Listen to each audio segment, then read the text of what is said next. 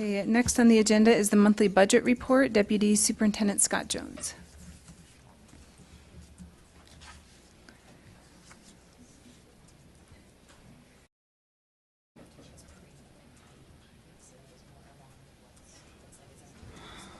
We're in the 21st century on the microphone capability here. Right on.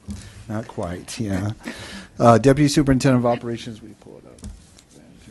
Deputy Superintendent of Operations, Scott Jones. To my left is Deborah Jacobson. She's your Finance Director. For the record, USBE remains financially solvent and is able to meet all of its obligations and requirements for the remainder of the fiscal year. We are going, April starts the first month of the last quarter of the fiscal year. So I'm going to spend a little bit of time just scrolling through each one of the sections, kind of give you an idea about where we're at. If you haven't had a chance to review the report, again, it is what it is. It's quite comprehensive. It is by section.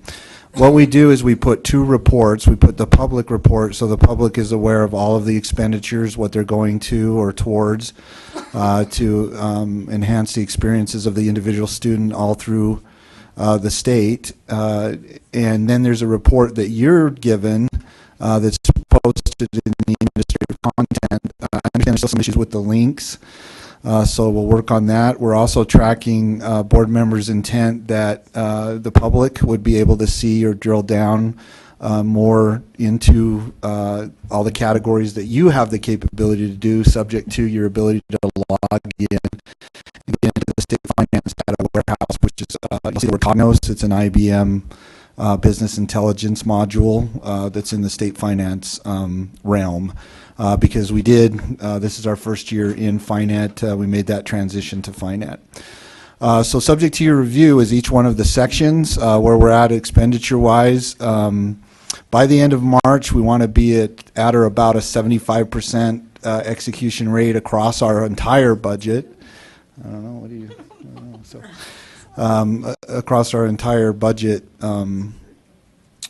collectively, and then of course within each one of the sections you want to have about a 75% execution rate. There are some sections that a lot of transactions will come in at the end of the year because it's the end of the school year. So we do try to identify any kind of lags or issues there, and then we get appropriately with the section directors, see what the execution rates are, why they're not as high as they should be. So I'll chair at your direction. I'll open it up to the board for any questions or concerns regarding the report. Any questions from board members? Okay. Better to read? Okay, good.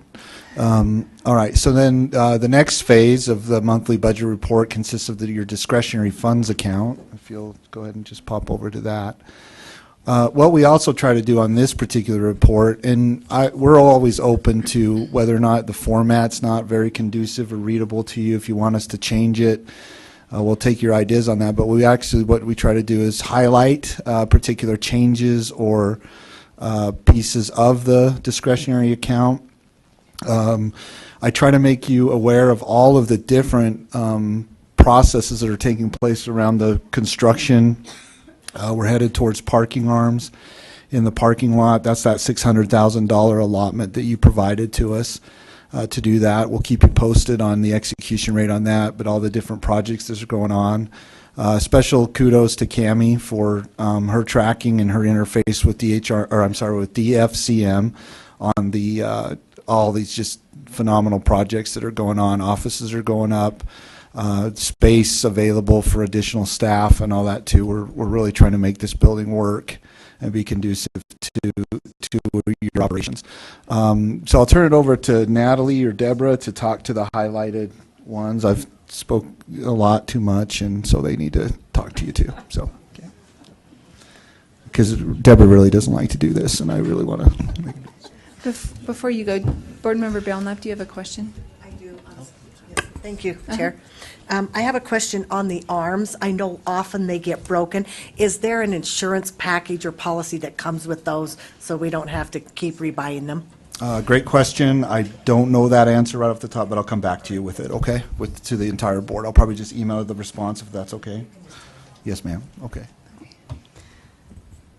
So as we're moving through your discretionary funds, we try to highlight things that are either completed or things that have changed. So in this particular case, the early retirement stipends are complete. With your permission, I will move that $64 back into the fund balance so that it can be reallocated with the rest of the funds.